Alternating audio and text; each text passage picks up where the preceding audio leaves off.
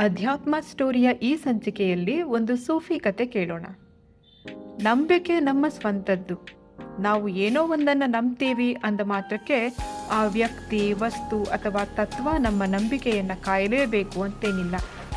ಅವುಗಳ ಕರ್ತವ್ಯ ಮತ್ತು ಜವಾಬ್ದಾರಿ ಬೇರೆಯೇ ಇರಬಹುದು. ಸೃಷ್ಟಿಯಲ್ಲಿ ಅವುಗಳ ಪಾತ್ರ ಬೇರೆಯೇ ಇರಬಹುದು. ಸೊ ನಾವು ಬಯಸಿದ್ದನ್ನು ಅವು ಕೊಡಲಿಲ್ಲ ಅಂತ ಅವುಗಳ ಮೇಲೆ ಸಿಟ್ಟಾಗೋದ್ರಿಂದ ಯಾವ ಪ್ರಯೋಜನವೂ ಇಲ್ಲ. ಇದನ್ನು ಅರ್ಥ ಮಾಡಿಸೋ ಸೂಫಿ ಕಥೆಯೊಂದಿದೆ. ಬಗ್ದಾದಿನ ವ್ಯಾಪಾರಿಯೊಬ್ಬ ನಗರದಲ್ಲಿ ವ್ಯಾಪಾರ ಮುಗಿಸಿ ತನ್ನ ಊರಿಗೆ ವಾಪಸ್ ಆಗ್ತಾ ಇರ್ತಾನೆ. ಅವತ್ತು ಅವನಿಗೆ ಭರ್ಜರಿ ಲಾಭ ಆಗಿರುತ್ತೆ. ಸೊ ಅವನು ತುಂಬ ಖುಷಿಲಿರ್ತಾನೆ.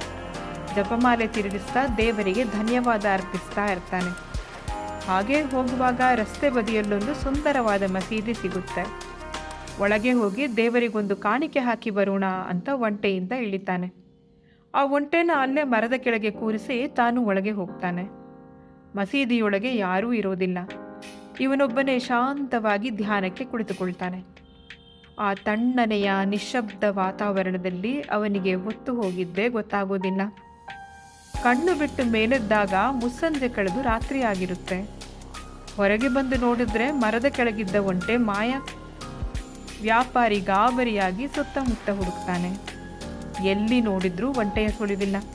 ಎಂಥ ನಷ್ಟ ಆಗೋಯ್ತು ಅಂತ ಕೈ ಹಿಸುಕಿಕೊಳ್ತಾ ದೇವರನ್ನ ಬೈಯೋಕೆ ಶುರು ಮಾಡ್ತಾನೆ.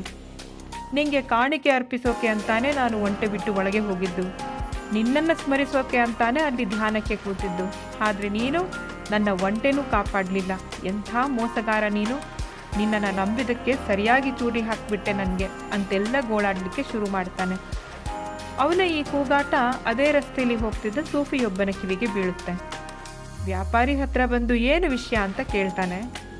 ಅವನು ಹೇಳಿದ್ದೆಲ್ಲ ಕೇಳಿಸ್ಕೊಂಡ್ಮೇಲೆ, ಅಲ್ಲಯ್ಯ, ದೇವರ ಮೇಲೆ ಭರವಸೆ ಇಡೋದೇ ಬೇರೆ ವಿಷಯ, ಒಂಟೆನ ಎಲ್ಲಂದ್ರಲ್ಲಿ ಬಿಟ್ಟು ಹೋಗೋದೇ ಬೇರೆ ವಿಷಯ.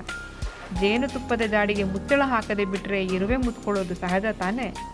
ಹಾಗೆ ಹಗ್ಗ ಕಟ್ಟದೆ ಒಂಟೆ ಬಿಟ್ಟು ಹೋದರೆ ಅದು ಎದ್ದು ಹೋಗೋದು ಸಹಜ. ಅದಕ್ಕೆ ದೇವರನ್ನ ದೂರಿದ್ರೆ ಅವನೇನು ಮಾಡಬೇಕು? ದೇವರೇನು ನಿನ್ನ ಒಂಟೆ ಕಾವಲುಗಾರನ? ಅವನೇನು ನಿನ್ನ ಕೆಲಸದವನ? ನಿನ್ನ ಬೇಜವಾಬ್ದಾರಿತನಕ್ಕೆ ಅವನನ್ಯಾಕೆ ಹೊಣೆಯಾಗಿಸ್ತಾ ಇದೆಯಾ ಅಂತ ಕೇಳ್ತಾನೆ.